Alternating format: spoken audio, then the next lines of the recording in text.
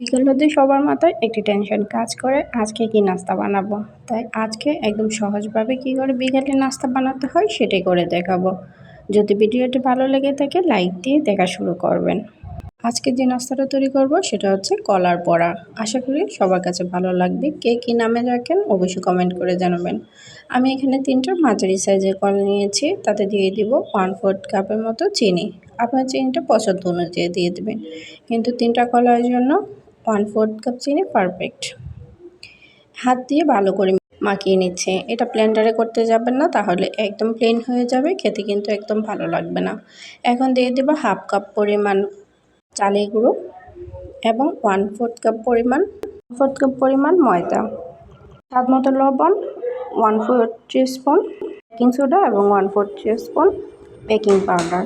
এখন সবগুলো উপকরণ ভালো করে মিশিয়ে নিচ্ছি।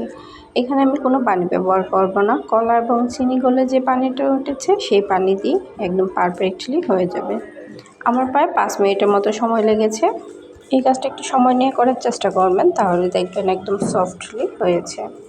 এখনও যারা আমার চ্যানেলটি সাবস্ক্রাইব করেনি প্লিজ সাবস্ক্রাইব করে নিন, এবং যারা ফেসবুক থেকে দেখছেন প্লিজ পেজটাকে ফলো দিয়ে রাখুন।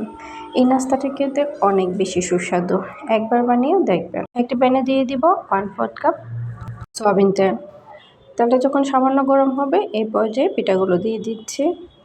তেলটা বেশি গরম করে দিবেন না, তাহলে কিন্তু তাড়াতাড়ি পুড়ে যাবে। যেহেতু কলা তাই তাড়াতাড়ি পুড়ে যাওয়ার সম্ভাবনা আছে, তাই তেলটা যখন সামান্য গরম হবে সেই পর্যায়ে দিয়ে দিবেন। তো 30 সেকেন্ড ভাজার পরেই কিন্তু এক পাশটা লাল হয়ে গিয়েছে। এখন অন্য পাশটা উল্টিয়ে নিচ্ছি। এই বড়াগুলো কিন্তু অনবরত নাড়তে হবে, নয়তো কিন্তু তাড়াতাড়ি পুড়ে যাবে। আশা করি এই টিপসটি ফলো করলে আপনাদের একদম পারফেক্টলি হয়ে যাবে। দেখুন কতটা ফুলে উঠেছে এবং একদম পারফেক্টলি হয়ে গিয়েছে। আপনারা যদি চান এটা ডুবো তেলে ভাজতে, ডুবো তেলে ভেজে নিতে পারেন।